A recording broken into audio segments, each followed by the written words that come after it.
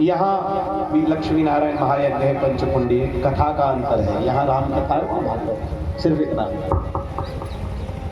आइए कथा में प्रवेश करें। श्री राम ने कह दिया निषाद राज से कि देखो मैं यहाँ नहीं रह सकता, अगर मैं रहूंगा तो भरत को राजा नहीं मानेंगे, मुझे सुबह होते ही जाना है। सुंदर सैया लगाई गई, प्रभु विश्राम करें, भगवान ने कहा नहीं, अब ये सब हमारे लिए नहीं है, हम जमीन पे सोएंगे, कुआल बिछा करेंगे।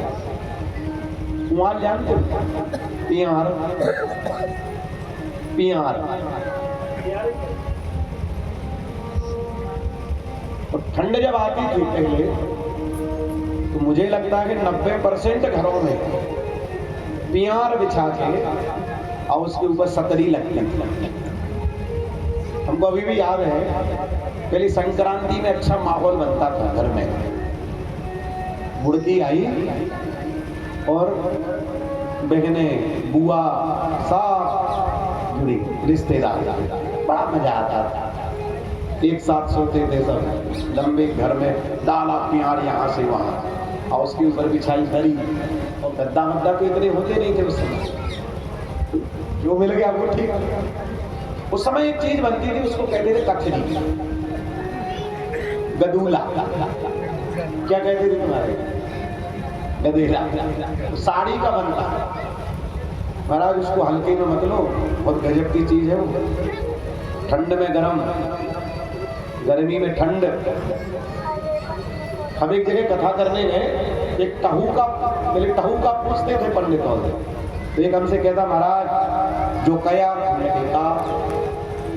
बिछाए में नरम, ओढ़े में गरम, और घर में धरो सुभरम। मतलब बोले बिछाए में नरम, ओढ़े में गरम, और धरे में भरम। हमने कहा तुम ही बताओ। हमारे मामा जी एक्सपायर हुए थे, उनकी 13वीं में भागवत हुई, मामा का घर था। कुछ मजाक करने वाले भी आ गए, बोले बताओ महाराज पढ़ो है जो? हमने तो नहीं पढ़ो, मम्मा तुम ही बताओ। बोले जो गदूला है, कथरी, बिछाए में नरम, ओढ़े में गरम, अच्छी ठंड हो और वो ओढ़ लो आप, ब्लैंकेट फैल 2 मिनट में गर्म हो जाएगा शरीर। और बोले अच्छी एक जगह हाथ में धर दो तो आदमी लगत कर लो कपड़ा है नहीं कहते, तो धरे में भरम आदमी।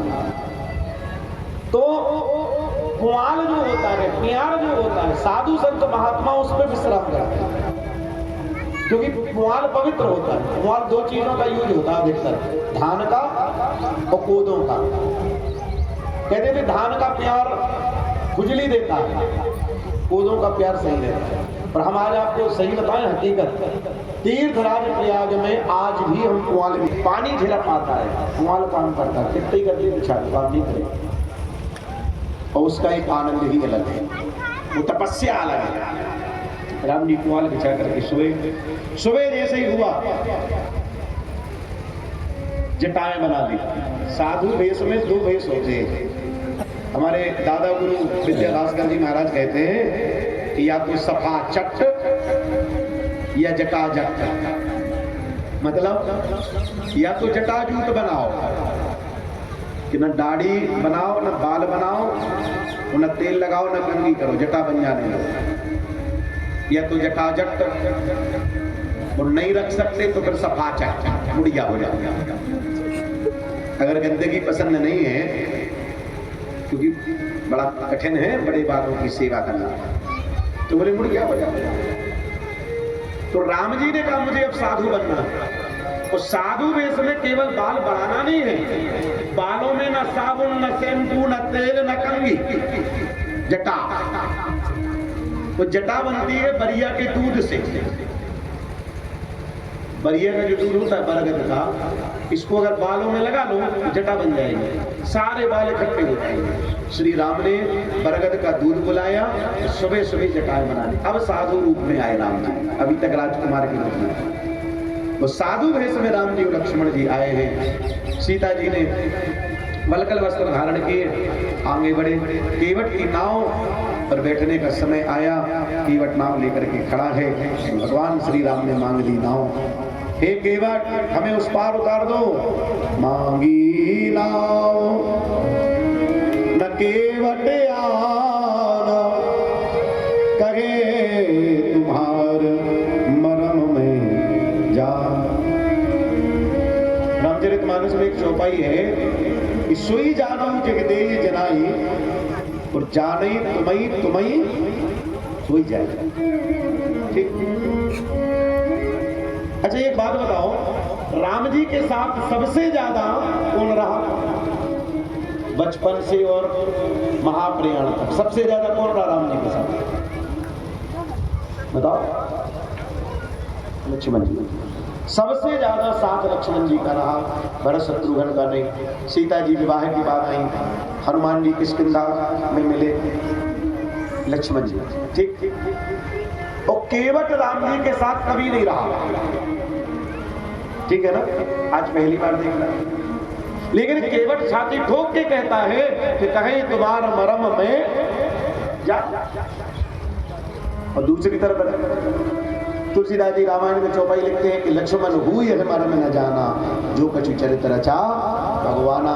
मतलब 24 घंटे साथ में रहने वाला मरम नहीं जान पाया, वो केवट मरम को जान गया।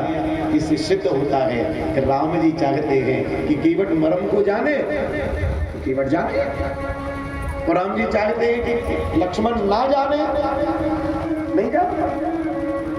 केवट कहता मैं आपके मरम को जानता हूं। संक्षिप्त में वर्णन करूं, यद्यपि केवट चरित्र के ऊपर ही 9 दिन बोला जा सकता है। प्रयागराज की कथा में 9 दिन हम केवट के ही ऊपर बोले थे, दूसरे प्रसंग से बोले ही नहीं, इतना बड़ा प्रसंग है। लेकिन अब यहाँ तो 9 दिन की पूरी कथा ही नहीं है, संक्षिप्त में आप श्रवण करिए। केवट कौन है? बोले महाराज केवट तीसरे जन्म में क्षीर सागर में कछुए के रूप में रहता था। भगवान के पैर में मणि है, मणि को देखने के लिए कछुआ आता था। शेषनाग मारते थे पुष्कार, कछुआ 100 योजन दूर चला जाता। लेकिन कछुए ने भी सोच लिया जब तक पैर छू नहीं लूंगा मानूंगा नहीं। 16 साल बिना भोजन के बिना पानी के रहा, मर गया, नहीं छू पाए भगवान के चरण। फिर दूसरे जन्म में कानपुर के देश में ब्राह्मण बना, फिर तीसरे जन्म में केवट बना। अगस्त ऋषि ने इसे इसके 3 जन्मों की कथा सुना दी। और क्षीर सागर में कछुए के ऊपर की जो खोल होती है, आपने देखा वो कछुए के ऊपर एक ढाल होती है, वो इतनी जल्दी सड़ती गलती नहीं है। अपनी दिव्य दृष्टि से उसे बुलाया और कहा ये तेरे तीसरे जन्म का शरीर है, तेरे दरवाजे पर भगवान आएंगे। जिस दिन ये हिलने लगे अपने आप तो तू समझ जाना तेरे दरवाजे पर आज भगवान आए हैं। इसका खोल का कठौता बना लेना और इसी में भगवान के पैर धो लेना, तेरे 3 जन्म सफल। दूसरा, देव ऋषि नारद ने एक मुठा चंदन दिया, कहा इसे तुलसी कोट में लगा लो, रोज पानी देना, जिस दिन इसमें से डालें निकल आए, ये चंदन हरा हो जाए, समझ जाना आज तेरे दरवाजे पर भगवान आए। तीसरा प्रमाण, राम जी दिन के 12 बजे सूर्य भगवान के नीचे खड़े हैं। आज जहां कल तक लू चलती थी, गर्मी लगती थी, पर आप अंदाज कर लेना प्रयागराज जाना आप गर्मी में, तो गर्मी यहाँ से आपको 4 गुनी ज्यादा लगेगी। प्रयागराज में ठंडी और गर्मी दोनों बहुत तेज होती है। श्रृंगवेरपुर ज्यादा दूर तो है नहीं, एरिया तो वही है। इतनी तेज गर्मी थी कल कि शरीर झुलस जाए, लेकिन आज धूप खत्म हो गई, उजेला ज्यों का केवट समझ गया कि जिसके लिए सूर्य भगवान ने अपनी गर्मी कम कर दी वो कौन होगा भगवान के अलावा। बताओ, कल तक कांटे कंकड़ पड़े हुए थे नदी के किनारे रेत में, लेकिन माता धरती ने सोचा मेरी बेटी जानकी कहीं पांव में कांटा ना लग जाए। महाराज पूरी जमीन आटे की तरह कोमल हो गई। केवट कहता जिसके लिए धरती कोमल हो जाए वो कौन होगा। आगे गंगा जी राम जी की ओर बढ़ रही, राम जी पीछे हो रहे थे, कहीं ऐसा ना हो कि फिर से जहां से निकली वहीं मुड़ जाए, पैरों से निकली है ना। भगवान की छाती पर भृगुलता स्पष्ट दिखाई दे रही है, भगवान की पलकें नहीं झपक रही, ये भगवान का प्रमाण है।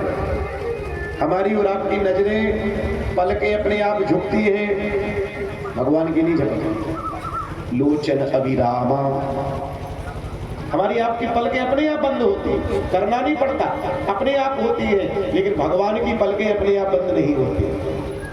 राम जी की पलक स्थिर है। अजान बाहु, घुटने के नीचे तक हाथ हैं भगवान के। आदमी कितना ही लंबा हो लेकिन उसके हाथ घुटने के नीचे नहीं आएंगे, भगवान के हैं। भगवान के हाथ में ये कोहिनी नहीं होती, नहीं होती। चारों तरफ हाथी की सूंड की तरह हाथ घुमा सकते हैं भगवान। सूरदास जी जब गड्ढे में गिरे तो यही इसी को टटोल के तो समझा था कि भगवान का हाथ, इसमें कोहिनी है ही नहीं, ये भगवान का हाथ है। बाह छोड़ा कर जात हो निर्मल जान के मोहे, हृदय से जब जाओगे मर्द बदों तो आकाश में देवता प्रकट हो गए। देवताओं को लग रहा कितनी जल्दी भगवान निकल जाए। देवता कहते प्रभु केवट की नाव में बैठने की जरूरत नहीं है। भगवान कहते जाऊंगा तो केवट की नाव में ही जाऊंगा, और कोई रास्ता नहीं है। इतने प्रमाण जब केवट ने देख लिए तो केवट समझ गया कि भगवान है, और मुस्कुरा करके कहता है भगवान मेरी एक प्रार्थना है। बोले क्या? मैंने सुना है आपके पांव जादू भरे हैं। कैसे? आपके पांव में एक शिला नारी बन गई, तो कठुआ है। पत्थर नारी बन सकता है तो कठुआ नहीं बन सकता। पाहट देना काट कठिनाई, कहीं ऐसा ना हो आपके चरण लगे और ये नाव स्त्री बन जाए। तो एक औरत हमारे पास पहले से है, ये एक और हो जाएगी तो खर्चा हो जाएगा डबल, और आमदनी हो जाएगी खत्म। आमदनी तो यही है, दूसरी आमदनी नहीं। भगवान कहते तुम चाहते क्या, ये बताओ। कहता प्रभु अगर आप उस पार जाना चाहते हैं तो मुझे पांव पखारने का आदेश दीजिए। लक्ष्मण जी आज भी उसी नजर से देख रहे हैं जिस नजर से शेषनाग कछुआ को देखते थे।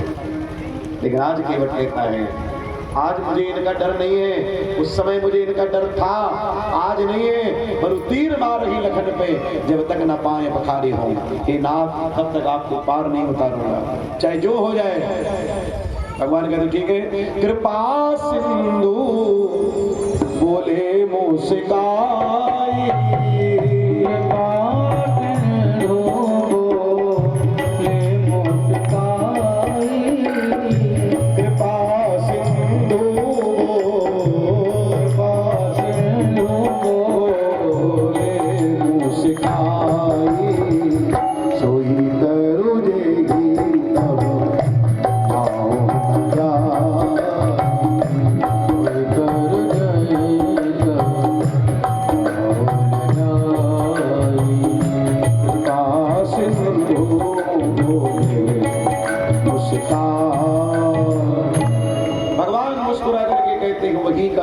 जिसमें तुम्हारी नाव न जाए।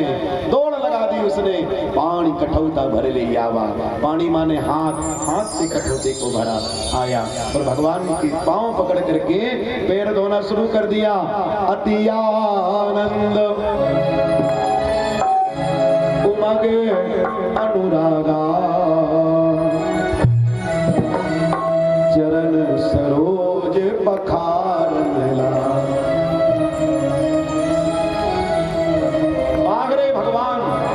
बागरे भगवान के भक्त एक पांव पे खड़ा कर दिया भगवान। भगवान ऐसे ऐसे हो गए, ऐसे। केवट कहता नाथ आप एक काम करो, मेरे सिर को पकड़ लो तो आपका शरीर हिलेगा नहीं। लक्ष्मण जी कहते देखो इसकी बदमाशी, ये भगवान से कह रहा हमारे सिर पे हाथ धर लो तो तुम्हें सहूलियत हो जाएगी। अरे जिसके हाथ में भगवान का पैर हो और जिसके सिर पे भगवान का हाथ हो, उससे बड़ा कोई है? बताओ। भगवान कहते नहीं नहीं नहीं नहीं कोई जरूरत नहीं है, तुम तो काम करो अपना। केवट कहते नहीं नहीं नहीं, आपको कष्ट हो और हम आनंद में रहे ये ठीक नहीं है, महाराज कृपा करो। तब भगवान ने उसके सिर पे हाथ रखा और जैसे ही सिर पे हाथ रखा उसकी 7 पीढ़ियों के पितृ प्रकट हो गए। सब आशीर्वाद देने लगे, तेरे जैसा बेटा हमारे खानदान में हुआ, पूरी जात तार दी, पूरा कुल तार दिया और पूरा खानदान तार दिया। महाराज परिवार का एक व्यक्ति पूरे परिवार को तार देता है और परिवार का एक व्यक्ति पूरे परिवार को गाड़ देता है। रावण ने पूरे परिवार को खत्म कर दिया और केवट ने पूरे खानदान को तार दिया। तो केवट जैसा बेटा हो, हम तो कहते भगवान किसी के घर में भी बेटा हो तो रावण जैसा ना हो। धनाढ्य है, समर्थ है, राजा है, साधक है, तांत्रिक है, किस काम का वो धन, किस काम का वो बल, किस काम का वो वैभव, किस काम का वो मान, किस काम का वो सम्मान। पुरखों की इज्जत खत्म कर दे, माता पिता की इज्जत खत्म कर दे, मान सम्मान खत्म कर दे। अरे बेटा हो तो केवट जैसा 7 पीढ़ियों को तार दिया। और भगवान से केवट कहता नाथ पधारो, नाव में विराजो और आज मेरी नाव को धन्य करो। राम जी, लक्ष्मण जी, सीता जी, सुमंत जी, निषाद राज को सब नाव में बैठ करके आगे बढ़े हैं। जो केवट गीत गाता हुआ चला जा रहा है। सिर पर सीताराम फिकर अब क्या करना, सिर पर सीताराम फिर क्या करना, क्या करना, क्या करना, क्या करना, क्या करना, क्या करना, क्या करना, क्या करना, क्या करना। सिर पर सीताराम फिकर अब क्या करना, सिर पर सीताराम फिकर अब क्या करना, सिर पर सीताराम फिकर अब क्या करना, सिर पर सीताराम फिकर फिर क्या करना।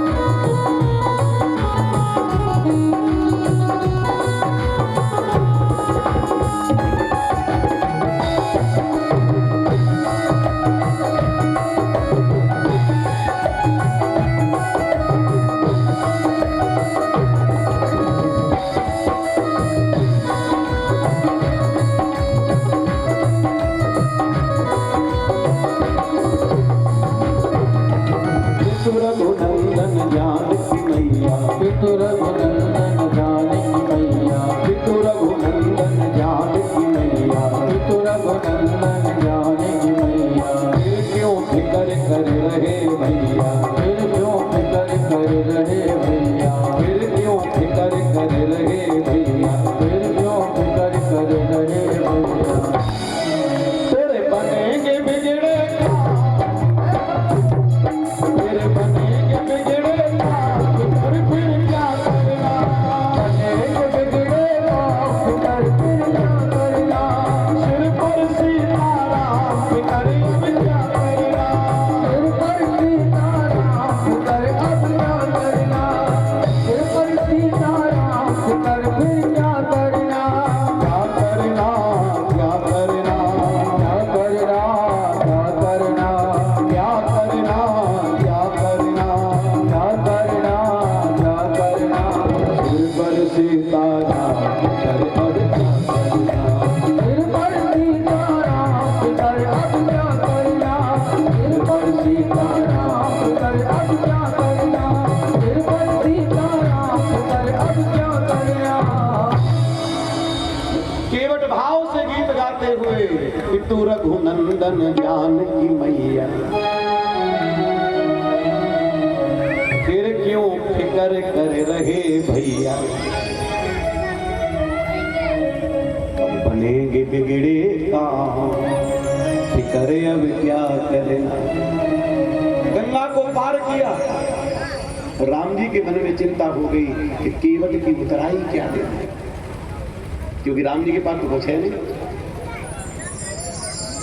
महाराज सीता जी की नजर जब राम जी के चेहरे पे पड़ी, वो कहते वो पत्नी ही क्या जो पति के चेहरे को देख के ना समझ जाए कि परेशान है कि दुखी है कि क्या है। सीता जी खट से समझ गई, पिए ही है की सी है जान निहारी। खट्ट से मुंदरी उतारी, सूर्यमणि की मुंदरी उताइए लो,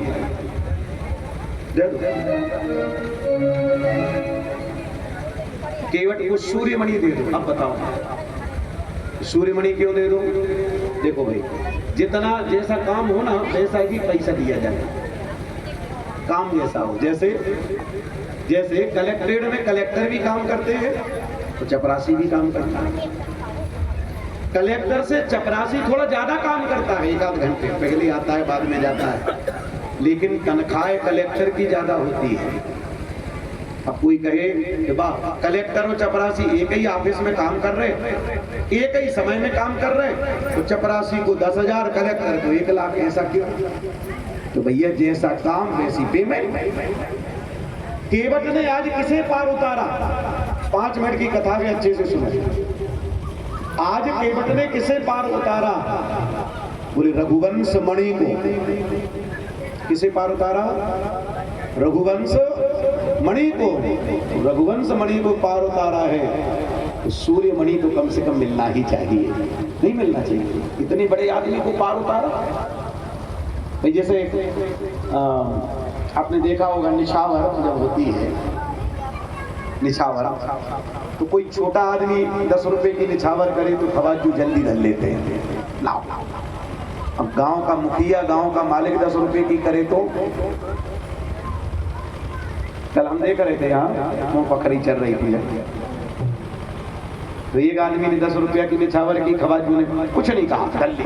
अब दूसरे ने की तो ना हम नहीं ले रहे, तो 20 रुपया निकाले सामने वाले ने, 20 भी नहीं चाहिए। फिर 100 रुपया निकाला, तब का ठीक है, अब ठीक है। तो निवेद भाई देखो, जैसा काम जैसा आदमी वैसी मजूरी, सीधी सी बात। सूर्यमणि इसलिए क्योंकि रघुवंश मणि को पार किया है केवट ने, किसी सामान्य आदमी को नहीं, तो मजूरी उतनी ही बड़ी मिलेगी, छोटी तो मिलेगी नहीं। लेकिन केवट ने वो मजूरी स्वीकार नहीं की। कहता हे नाथ, मेरी और आपकी एक ही जात है। लक्ष्मण जी को क्रोध आ गया कि बताओ। लक्ष्मण जी खड़े होकर कहते हैं तेरी और हमारी जात एक कैसे हुई? केवट कहता आपकी और मेरी नहीं, इनकी और मेरी। लक्ष्मण जी कहते थे हमारे सगे भैया हैं, इनकी जो जात वो हमारी। केवट कहता है जातें बनती हैं 2 प्रकार से, सुन लो। एक जाति बनती है माता पिता के धर्म के आधार पर, तो एक जाति बनती है कर्म के आधार पर। कर्म के आधार पर अगर आपके कर्म अच्छे हैं तो आप भी ब्राह्मण बन सकते हो, कोई बड़ी बात नहीं। मैं तो कहता ही हूँ कि यज्ञ में जितने यजमान बैठे सब ब्राह्मण है, कोई जाति। तो केवट कहता है कि ये और मैं एक ही जात के हैं। बोले कैसे? बोले कर्म के आधार पर। बोले कैसे? बोले केवट ये भी हैं, केवट मैं भी हूँ, अंतर सिर्फ इतना है, मैं गंगा पार करता हूँ, ये भवसागर को पार कराते हैं। हे नाथ, नाई से नाई नहीं लेता, धोबी से धोबी नहीं लेता, पंडित से पंडित नहीं लेता, केवट से केवट नहीं लेता। अगर मैंने आपसे मजूरी ले ली, मेरी जात में मुझे रोटी लग जाएगी। अपनी जात वालों से लिया, मैं मजूरी नहीं लूंगा। हाँ एक बात तो है कि फिरती बार मोही जो देवा, सो प्रसाद में सिर धर लेवा। राम जी ने वो अंगूठी पहन ली, नहीं तो राम जी के पास तो कुछ था ही नहीं। ये वही अंगूठी है जिसे लेके हनुमान जी लंका गए। अब राम जी आगे बढ़े तो वाल्मीकि ऋषि के आश्रम में आए। वाल्मीकि ऋषि से एक रात मुलाकात हुई है, सत्संग हुआ है। वाल्मीकि जी ने राम जी को 14 घर बताए रहने के लिए, लेकिन वो सूक्ष्म घर थे। फिर कह दिया चित्रकूट चले जाओ। राम जी चित्रकूट पहुंचे। चित्रकूट से सुमंत को वापस किया। सुमंत जी के आगमन की खबर राजा दशरथ को मिली। राजा दशरथ समझ गए अब राम जी नहीं आएंगे, तो जमीन पर गिर पड़े। तो 13 बार राय अक्षर की पुनरावृत्ति एक ही बार हुई है रामचरितमानस में। राय अक्षर 13 बार एक ही जगह आया है, गिनो। राम राम कही राम कही, गिन रहे हो पंडित जी? गिनो, 13 बार रा आया है। राम राम कही, राम कही, राम राम कही राम। ठीक, तनु पर हर रघु वर विरह राउ दयौ सुरधा, 13 बार। इस दोहा में 13 बार राय अक्षर आया है। अब फिर से गिनो, राम राम कही, राम कही, 3 बार हो गया। चौथा राम, 5वां राम कही, राम 6, तन पर हर रघु वर विरह राउ दयौ सुरधा। दशरथ जी, राजा दशरथ क्या चले गए? फिर निवेदन करूं, दशरथ जी इंद्र के पास चले गए, सगुन उपासक हैं, मोक्ष नहीं मांगा, बार बार जन्म मिले, बार बार मरना। वशिष्ठ जी को पता चला, तेल की नाव में राजा दशरथ को रखवाया। आज अयोध्या और बड़े गम में डूब गई। आज की कथा बस यहीं तक। कल भगवान श्री राम का राज्य